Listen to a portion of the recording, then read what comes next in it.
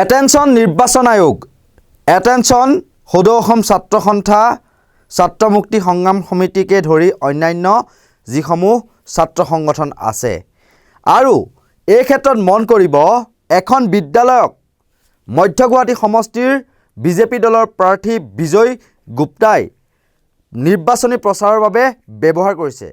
তেওঁ সেই নিৰ্বাচনী প্ৰচাৰস্থলীত উপস্থিত নাই যদিও তেওঁ যিসমূহ সহকৰ্মী বা যিসমূহ নেতা পালি নেতা বিজেপিৰ তেওঁলোকে এখন বিদ্যালয়ক ব্যৱহাৰ কৰিছে, এখন মধ্য ইংৰাজী বিদ্যালয়ক ব্যৱহাৰ কৰিছে মধ্য গুৱাহাটী সমষ্টিৰ আৰু সেই বিদ্যালয়খনতে তেওঁলোকে বিজেপিৰ পতাকা উৰুৱাইছে, বিজেপিৰ পতাকা লগাই তেওঁলোকে মিটিং অনুষ্ঠিত কৰিছে আৰু বিদ্যালয় এখনক ৰাজনৈতিক কাম কাজত ব্যৱহাৰ কৰাটো কিমান দূৰ সমীচীন? এয়া নিৰ্বাচনৰ যি আচৰণবিধি সেই আচৰণবিধি ভংগ হোৱা নাইনে? এনেকুৱা ধৰণে নিৰ্বাচনী প্ৰচাৰ চলাব পাৰেনে? বা যি এটা দলৰ এখন পতাকা তেনেদৰে ওলমাই ৰাখি বিদ্যালয়ৰ শ্ৰেণীকোঠাৰ ভিতৰত দেৱালত ওলমাই ৰাখি বৰ্ডত সেই এখন বেনাৰ আঁৰি দি বিজেপিৰ যিসকল অন্ধভক্ত বুলিয়ে ক'ব লাগিব, বিজয় কুমাৰ গুপ্তাৰ যিসকল সমৰ্থক, সেই সমৰ্থকসকলে এনেদৰে মিটিং পাতিছে এখন বিদ্যালয়ত।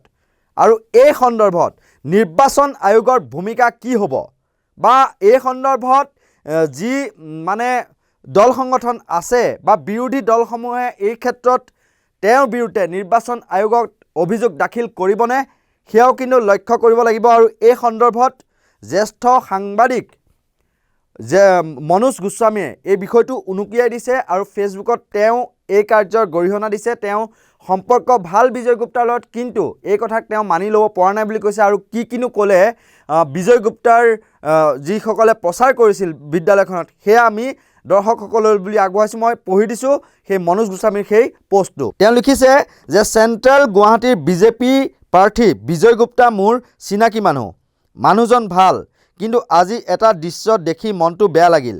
বিজয় গুপ্তাৰ দলবল গৈ এখন স্কুলত সোমাই ছাত্ৰ ছাত্ৰীৰ সন্মুখতে শিক্ষক শিক্ষয়িত্ৰীসকলৰ ভোট বিচাৰি আছে। এইদৰে স্কুল এখনত সোমাই গৈ নিৰ্বাচনী প্ৰচাৰ চলাটো অতি গৰ্হিত কাৰ্য। এনেও অসমীয়া স্কুলসমূহৰ অৱস্থা ভাল নহয়। আপোনালোকে নিৰ্বাচন খেলক, প্ৰচাৰ চলাওক, বিজয়ী হওক, আমাৰ ক'বলগীয়া একো নাই, কিন্তু স্কুল চৌহদৰ ভিতৰত এনে কাণ্ড মানি ল'ব নোৱাৰি। তাতে মুখ্যমন্ত্ৰী হিমন্ত বিশ্ব শৰ্মায়ো বহুদিনৰ পূৰ্বেই স্কুল চৌহদত কোনো ধৰণৰ ৰাজনৈতিক তৎপৰতা নচলাবলৈ সকলোকে সকীয়াই দিছিল। মই ভাবোঁ প্ৰশাসন তথা নিৰ্বাচন আয়োগো এই ক্ষেত্ৰত কঠোৰ হোৱা উচিত। আছুসহ আন ছাত্ৰ সংগঠনসমূহে এনে ক্ষেত্ৰত মাত মাতি স্কুল চৌহদত নিৰ্বাচনী প্ৰচাৰ চলোৱাসকলক নিৰস্ত কৰিব লাগে। আৰু তেওঁ এখন ফটো দিছে, এই ফটোখন ৰূপনগৰ বিদ্যাপীঠ ME স্কুল আৰু এইখন আজি খোলা অৱস্থাত শিক্ষক শিক্ষয়িত্ৰীক সাক্ষাৎ কৰিছে বিজেপি নেতাকৰ্মীয়ে। আৰু এইমুহূৰ্তত আমি জনাই আছোঁ এটা বিদ্যালয়ৰ শ্ৰেণীকোঠাৰ ভিতৰত বিজেপি নেতাকৰ্মী প্ৰৱেশ কৰিছে, প্ৰৱেশ কৰি পেলাই বেনাৰ আঁৰি দিছে, বেনাৰ আঁৰি পেলাই বিদ্যালয়ৰ শ্ৰেণীকোঠাৰ দেৱালত বিজেপিৰ পতাকা আঁৰি দিছে আৰু শিক্ষক শিক্ষয়িত্ৰীসকলৰ পৰা ভোট বিচৰা বুলি কোৱা হৈছে। এনেধৰণে নিৰ্বাচনী প্ৰচাৰ কাৰ্যত স্কুলক ব্যৱহাৰ কৰাটো কিমান দূৰ সমীচীন হৈ পৰিছে, এই ক্ষেত্ৰত নিমাতী কন্যাৰ ভাও জুৰিব নেকি সদৌ অসম ছাত্ৰ সন্থাই? এই ক্ষেত্ৰত NSUৰ ভূমিকা কি হ'ব? এই ক্ষেত্ৰত যি ছাত্ৰ মুক্তি সংগ্ৰাম সমিতি আছে তেওঁলোকৰ ভূমিকা কি হ'ব? বা বিজেপিৰ যি ভাতৃ সংগঠন বুলি কয় ABVP তেওঁলোকে কি ক'ব? কিয়নো অৰাজনৈতিক প্ৰতিষ্ঠান এটা চৰকাৰী প্ৰতিষ্ঠান, এখন বিদ্যালয় যাক নেকি আমি বিদ্যাৰ মন্দিৰ বুলি কওঁ, সেই বিদ্যাৰ মন্দিৰত বিজয় কুমাৰ গুপ্তাৰ হেন প্ৰাৰ্থীৰ সমৰ্থকসকলে তাৰ ভিতৰত তেওঁলোকে প্ৰচাৰ চলাবলৈ প্ৰচাৰ চলাই এক প্ৰকাৰ যেন তাণ্ডৱ লীলাৰ সৃষ্টি কৰিছে। কি ধৃষ্টতা, কেনে ধৃষ্টতা! আইন আদালত, নিৰ্বাচন আয়োগ, নিৰ্বাচনী অধিসূচনা তেওঁলোকৰ বাবে নীতি নিয়ম চব পণ্ড। তেওঁলোকে যি কৰিব মন যায় তাকে কৰিব পাৰে। বিৰোধীয়ে যদি আজি এই কাম কৰাহেঁতেন তেতিয়া কি কৰিলেহেঁতেন? আজি যদি মধ্য গুৱাহাটী সমষ্টিৰ বিৰোধী দলৰ প্ৰাৰ্থী, বিৰোধী সমৰ্থিত অসম জাতীয় পৰিষদৰ প্ৰাৰ্থী কুংকি চৌধুৰীয়ে যদি আজি এই কাম কৰিলেহেঁতেন নিশ্চয়কৈ নিৰ্বাচন আয়োগে হেন চকু পৰিলেহেঁতেন তেওঁৰ বিৰুদ্ধে।